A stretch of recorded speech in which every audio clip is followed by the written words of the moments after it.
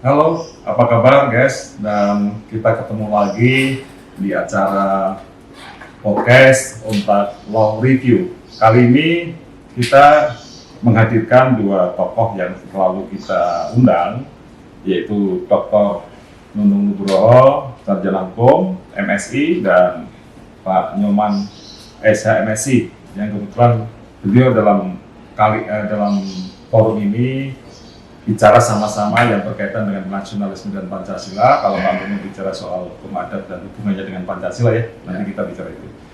Dan jangan lupa subscribe ya di channel ini, dan kita mulai di tahun 2022 ini. Semoga semua sehat dalam kebaikan, dan jangan lupa salam Pancasila merdeka.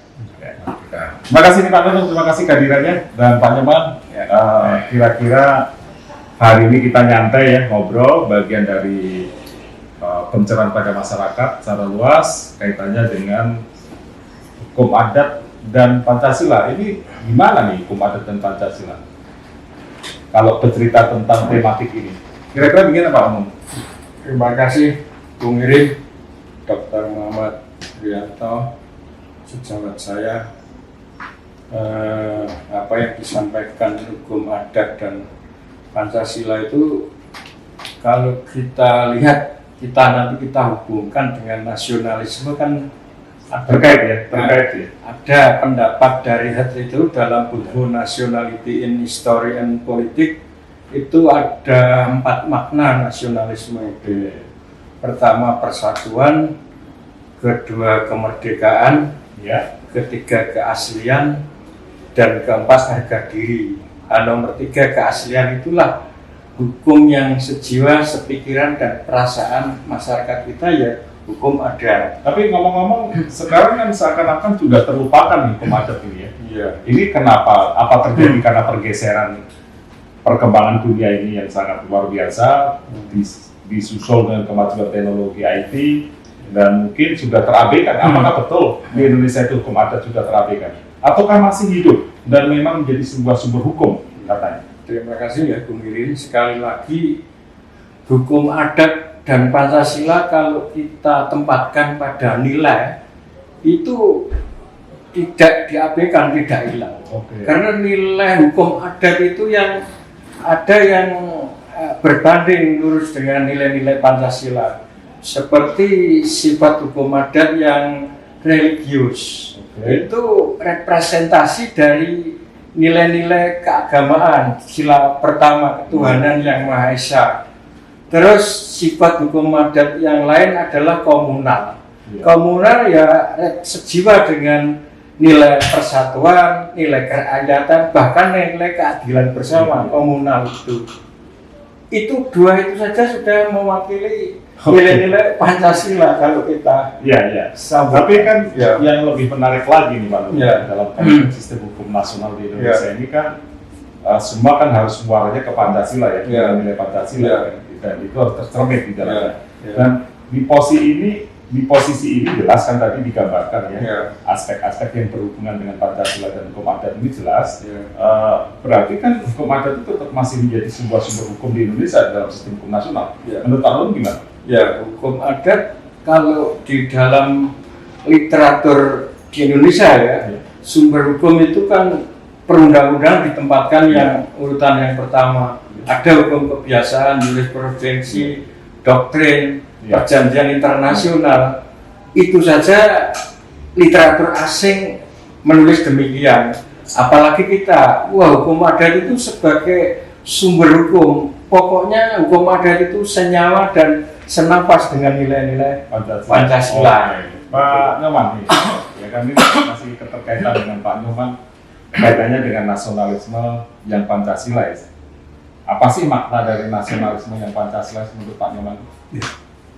Jadi begini, terima kasih Pak Irin. Ketemu lagi nih ya gitu. Ya, mudah-mudahan bermanfaat untuk masyarakat bangsa. Apa yang tadi dikatakan oleh Pak Nyoman itu memang menjadi sangat menarik di era sekarang. Iya. Karena kita kan bangsa yang selalu sedang melaksanakan pembangunan nasional dalam upaya mewujudkan cita-cita tersebut. Tentu tidak bisa lepas dari nilai-nilai nasionalisme, membangun bangsa yang berkarakter. Nah, dalam hal ini, karena kita berbicara dalam lingkup kehidupan bangsa Indonesia, tentu karakter bangsa yang bermoral. Oke. Karena kalau kita membangun bangsa Indonesia tanpa dilandasi dengan moral, karakter yang tidak bermoral, ya tidak sesuai dengan jati diri dan cita bangsa Indonesia. Oke. Jadi clue-nya adalah moral ya, karakter Moral. bangsa itu ya. Membangun Ada tahapan lagi atau stepnya lagi di luar moral? dan selalu dalam hal ini yang menjadi krusial itu pada implementasinya. Oke. Pada Ini langsung to the point ya, persoalan Iya, itu adalah soal implementasi ya. ya, kita rasakan sekali saat-saat sekarang sedang kita ada di dalam dinamika kehidupan zaman. Iya. Nilai-nilai nasionalisme ini menjadi sangat bias atau dibiaskan oleh kelompok-kelompok tertentu. Ini yang menjadi kehidupan bangsa menjadi gaduh. Gitu. Nah, ini yang saya ingin Jadi ini akhirnya menjadi sebuah isu yang klasik ya, yang Inilah, hanya sebuah apa ya? baik mengenai nilai patriotismenya, Ah, persatuannya, kesatuannya. Memang terjadi kelunturan itu faktanya ya. Saya tidak mengatakan itu sebagai satu kelunturan, Apa itu? Apa yang dia harus tapi dikatakan? dampak Dampak ya. dari dinamika zaman yang tidak dilandasi kesadaran sebagai bangsa yang bermoral. Oke. Dalam hal ini biasnya di situ, biasanya kalau menurut saya di situ. Nah, ini tentu sangat dibutuhkan upaya untuk penguatan. Jadi apa ya? Persoalan karakter bangsa itu diposisikan moral yang paling penting. Tapi kan dalam konteks karakter building ya, membangun sebuah karakter bangsa itu kan bukan hanya aspek moral aja, Pak. Moral yang terkait indikator-indikator di dalam.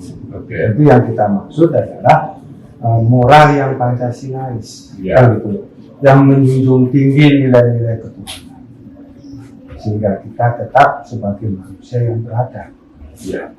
Jelas teman-teman semuanya dan sahabatku semuanya di forum dan channel ini, tadi Pak Nyoman mengatakan bahwa karakter sebuah bangsa itu diukur dari bagaimana implementasi dan nilai-nilai Pancasila itu sebagai frame dalam kehidupan kita sehari-hari kan begitu ya. Bukan hanya sisi moral aja, tetapi ada nilai-nilai ketuhanan, persatuan, kerakyatan yang dibimbing oleh kebijaksanaan, sampai pada keadilan sosial bagi seluruh Indonesia.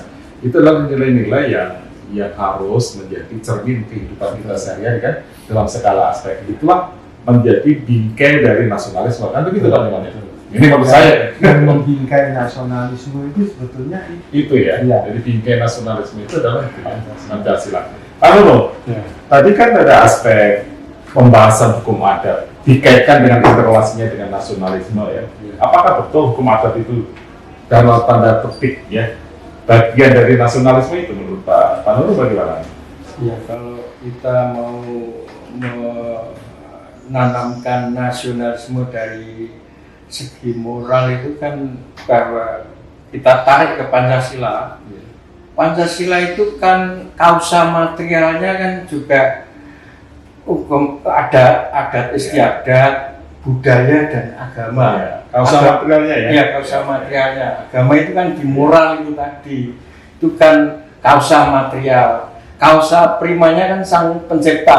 Lah kan nyambung itu ya. Kausa materialnya itu moral itu di agama. Kalau Pancasila, adat juga kumpulan dari norma-norma agama, susila dan sosial. Hukum adat itu Sebuah tataran sosial ya, secara nilai diambil dari nilai-nilai di bangsa kita. Ya, norma agama, norma susila, norma sosial. Kalau mengikat namanya norma hukum. Itu Oke. Jadi jelas ini guys, Ya. bahwa Ya. apa dijelaskan kedua adalah pembicara atau narasumber ini ada interlasi ya, hukum adat, Pancasila dan nasionalisme kan begitu Pak Niman ya. Tadi sudah banyak diceritakan. Sekarang saya mencoba untuk masuk pada di mana dimensi kemajuan sekarang ini, ya, posisi implementasi nasionalisme atau Pancasila itu bagaimana menurut pandangan Pak Niman? Ini kan selalu kita bicarakan nih Pak Niman ya. Ya, kalau menurut saya intinya jadinya begini. Sebetulnya pandang pada kita sudah mewariskan, sudah menteladankan kepada generasi kita, generasi penerus bangsa ini tentang nilai-nilai yang sangat luhur ya. Sebagai nilai-nilai nasionalisme, kemudian bingkai dengan nilai-nilai Pancasila.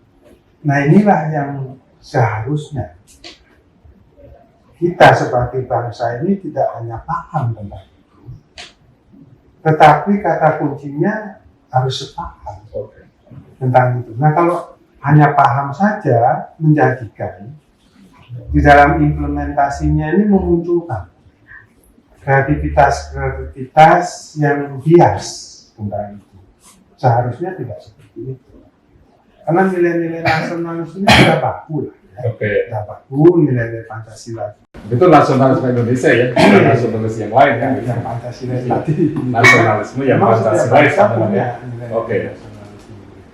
Tapi kita di Indonesia kan nilai-nilai nasionalisme yang Pancasilais, yang saya katakan tadi, membangun karakter bangsa yang berperan. Ini kata kuncinya kan ada di situ. Ya, elemennya pada nilai-nilai Pancasila itu sendiri. Kita bisa lepas di situ.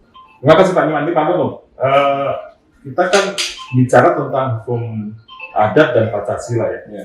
Sebenarnya penempatannya itu lebih dulu Pancasila atau hukum adatnya supaya masyarakat jelas nih mengetahui posisi sebenarnya. Jadi Pancasila kan kristalisasi dari pengalaman hidup bangsa Indonesia, pergaulan hidup bangsa Indonesia. Kristalisasi pengalaman hidup itu menjadi nilai-nilai. Ya nilainya kan banyak ya, kejujuran banyak nilainya. Lah di dalam nilai-nilai itu hukum adat juga ada di sini masuk. Jadi kalau saya ditanya Dr. Muhammad Trianto bahwa di mana posisi hukum adat dan Pancasila, ya Pancasila dan hukum adat itu bersenyawa, senafas dalam kehidupan masyarakat Indonesia. Saya tidak bisa menempatkan hukum adat itu di seberang sana, Pancasila di seberang sini. Ya satu wadah saja. Wong dia lahir dari jiwa, pikiran dan perasaan masyarakat Indonesia, Bung Widodo itu menyatu ya. Menyatu, tidak bisa diposisikan di mana Pancasila hukum adat ya. Artinya ya ruhnya hukum adat juga Pancasila, dan Pancasila memberikan nafas, memberikan roh pada hukum adat kan gitu, karena ada aspek morality, ya kan ada aspek yang lain yang kaitannya dengan tatanan sosial. Begitu Pak Nunung. Setuju. Kira-kira apa yang harus kita pikirkan ke depan nih Pak Niman kaitannya dengan nasional? Ini kan ada sebuah ketegasan dari Pak Niman menyatakan ya bahwa nasionalis Pak Indonesia adalah nasionalisme yang Pancasilais kan itu. Sekarang kan problem sosialnya bahwa nasionalisme yang Pancasila ini kan tidak terlalu masyarakat kan tidak terlalu care ya kan di semua aspek kehidupan. Kalau menurut Pak Niman apa yang dilakukan? Yang dimaksud tentu upaya di dalam kita mengimplementasikan nilai-nilai nasionalis yang ya dalam rangka upaya ini, dalam rangka upaya penguatan nilai-nilai nasional Pancasila ini, pada hakikatnya dua jalur yang sudah selalu kita gunakan ini ya tetap kita pakai lagi, jalur formal dan non formal. Kalau jalur formal jelas kan pendidikan dasar, menengah, atas, tinggi. Mari kita masukkan ke dalam kurikulum pendidikan. Jadi dimasukkan di dalam kurikulum pendidikan ya. Itu baik dari poinnya ya. Level pendidikan dasar, menengah, atas, sampai ke pendidikan tinggi. Ini yang kelihatannya sekarang ya maaf ya Pak Iri dan Pak Nunung. Kalau tidak Pak Kapur saya katakan, setahu saya yang masih mencantumkan pendidikan nasionalisme di dalam kurikulum pendidikannya itu hanya Unpad Semarang. Oke. Ini yang sangat menarik. Jadi konsisten ya. Iya. Dan ya. Kami butuh nih close statement ya sebelum kita berakhir acara ini. Apa yang akan disampaikan kepada masyarakat luas nih tentang relasinya hukum adat dengan Pancasila, Pak Nun?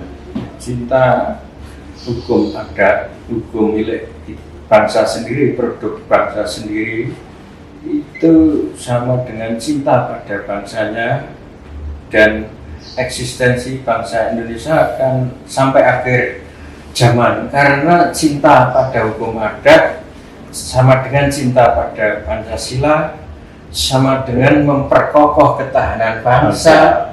Artinya kelangsungan hidup bangsa itu akan terjaga sampai dunia ini kiamat. Jadi hukum adat itu harus dijaga, harus diuri-uri kan gitu ya.